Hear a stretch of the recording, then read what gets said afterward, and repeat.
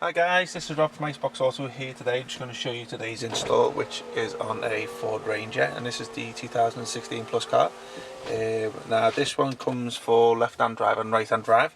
So basically what differs in the car is just basically the trims that come with it down, that go actually down that side, and one that goes next to the steering wheel here. So you'll have a big long trim that goes just underneath the glove box. And you'll have a little trim which goes to the right of the steering wheel. Obviously they do differ on left and right hand drives, which you'll obviously know with the car that you own. So yeah, just make sure you choose the relevant one in the drop down box when you go to the sale page. Okay, so I'm not cheap, these units are a bit of a pain to install. Factories, this is probably about the third one we've installed. Every time we've got it in the factory, have given different wiring configs, and just to let you know, we did have to manually adjust some wires to get the hazard button working down here, as you can hear ticking in the background. So this button, actually you can't even see my finger, but there's a hazard button underneath here.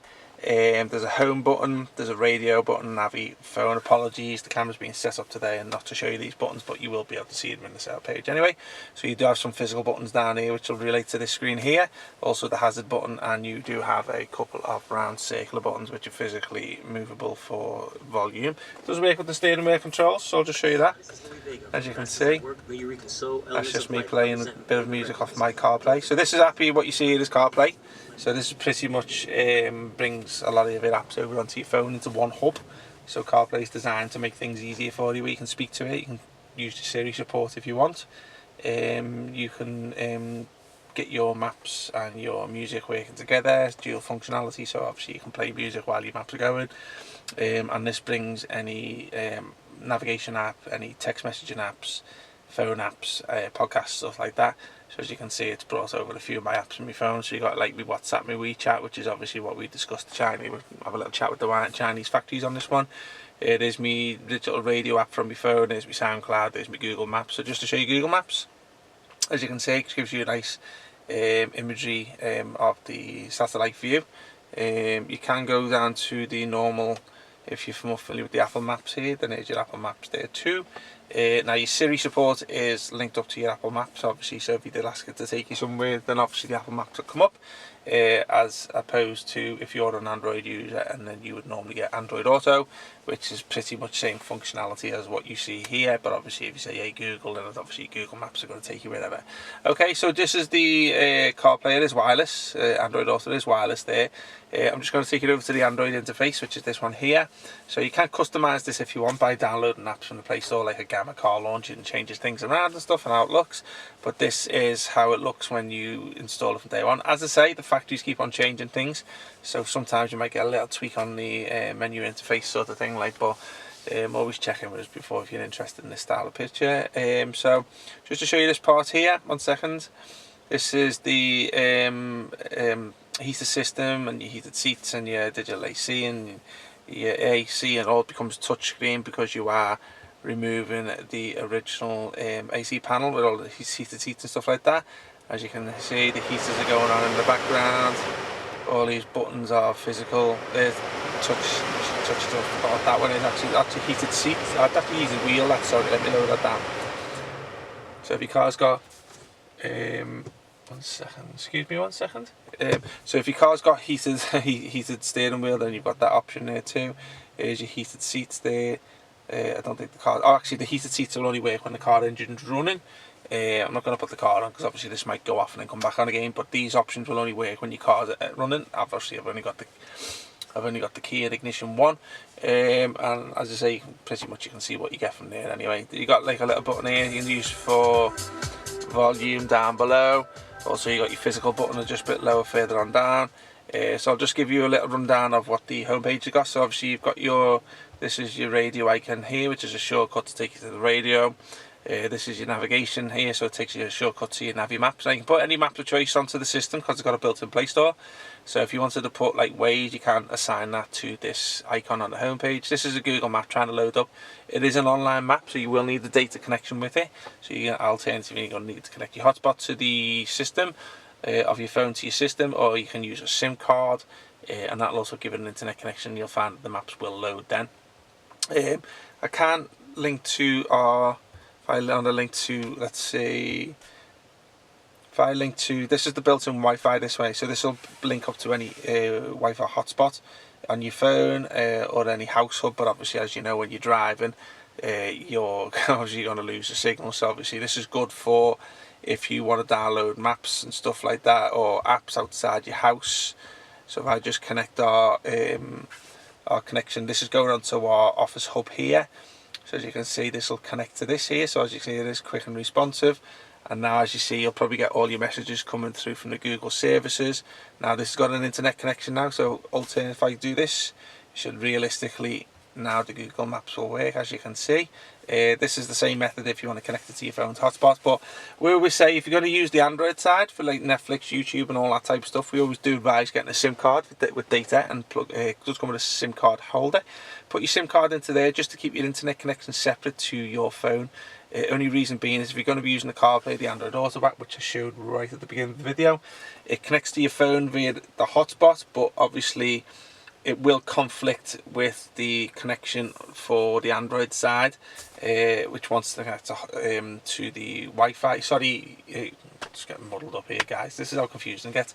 So your CarPlay connects to your hotspot of your phone, and the Android connects to Wi-Fi on your phone. So that's why I would say don't use your phone to connect to the Wi-Fi of this, because it'll just conflict, and just get a SIM card. It's just I've got a video on YouTube showing you what I mean on that. It's still that complicated to actually explain, but let's move on anyway. Okay, so there's your radio interface, which is the same as that one there. That'll just pretty much take you into the same app that I've just showed you there. You've also got music and video. So if you're old-fashioned and you want to put your films onto a pen drive, a USB pen, or excuse me, or albums onto there, you can play it through the system. Plug your USB pen in and all your films will come up here, alternatively with your music too. This card also is the Android Auto CarPlay app, which I showed you earlier on. You got your Bluetooth, which obviously you pair your phone to it, and you can music stream and all. You can swipe that across there, and these are a couple of like, let's have a look at that one, what that one is. Customize, yeah, just basically taking just a sound. I've only just set it up there, so I press on that, it should take you to, let's have a look. I'm not even played around with that one. So yeah, this is these apps here is where you can customize. You can bring apps over onto the slide bar homepage, so you can like basically put apps on there. I think let's have a little look. What else can we do? So you got your Play Store and app too. I'm not really had to play around with this, to be honest with you. Yeah, so you can customize it. So let's have a little look at this. So I've brought my Play Store over to there. So obviously you can customize, yeah, so you can put more onto there. So if you want to choose another one, let me have a little look. I'll have to have a little look at that once the video's ended, but you can put more apps on there anyway. Okay, let's go over to, where are we now, to the application center.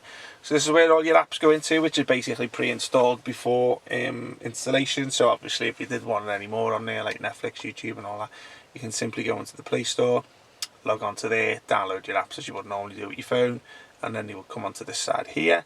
You got an aux, so this is basically if you want to link anything like into the aux in cables, TV boxes. Some people want to put a front camera on there. It does come with a reverse camera input, but it also works with the original camera. So just, as you can see, that's the OEM camera, which on this car is built into the logo badge. So that basically shows what's behind you there. That's the original camera, but you can put an aftermarket one in if you want, if you haven't got the original. Bluetooth music. This camera option's obviously not going to work because it is for a, let me have a look. Oh sorry, that's a manual view on the rear. If your car's got side and front, then I assume it'll work with that too, but as I say, this car doesn't have it. That's pretty much 360 cameras there. You got car auto, as I said, it's Bluetooth, it's CarPlay Android Auto app. You got a Google Chrome there, DSP. Let's have a little look at that one there. So as you can see, you can customize the sound output and stuff like that. Let's have a little look at that. So you can change things on there, like the settings, the output on there. What else we got? File browser. Obviously this is good for if you want to download any apps on there which are not on the Play Store, so IPTV and stuff like that, you can put them through there. Gmail, Google, browsers, stuff like that. HD video player, maps, got that. Music player, we have that before. Radio settings, just to show you the settings here. So this is where you just customize a lot of the back end settings. This equalizer, I've just showed you on that one. Sound gain, So that's just tweaking the sound output, video motion. So that basically allows the video to work when your cars are moving, should I say. User default. So this is where if you download any maps, that will go into there, and then you just change that there so it goes on the home page. Settings guide, Android settings. You got your Android settings here, which is basically how you configure a lot of the Android settings on there. Okay, so yeah, so I'll just hope you like the video, and we'll bring you another one soon, and we'll put the link down below in the description, all our contact details as well, so get in touch with us if you got any questions, and we'll look to see you soon. Thank you, bye bye.